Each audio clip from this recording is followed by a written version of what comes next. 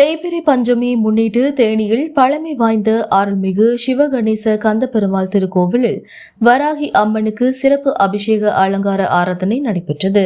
ஏராளமான பொதுமக்கள் கலந்து கொண்டு வராகி அம்மனை தரிசித்து சென்றனர்.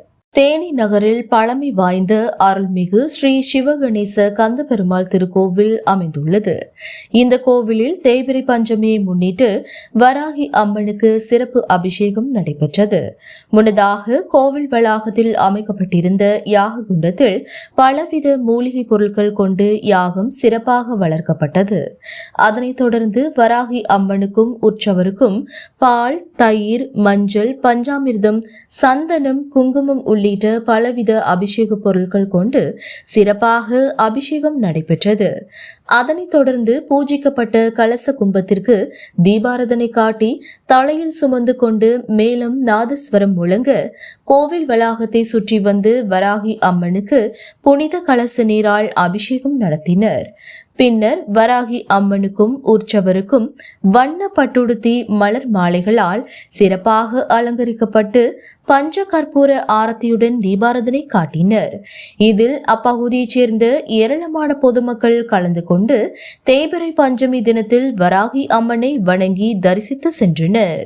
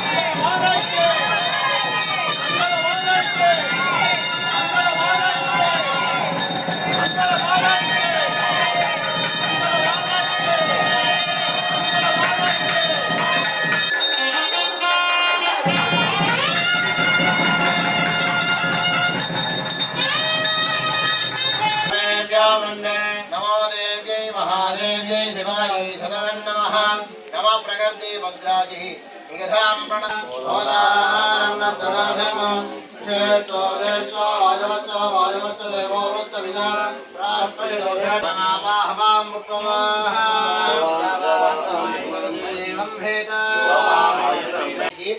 எல்லாரும் அவசியம் தவறாது கலந்து கொண்டு எல்லாம் அல்ல அன்னை வராகியினுடைய திருவருளை பெறுமாறு கேட்டுக்கொள்கிறோம். விழா நாட்கள்ல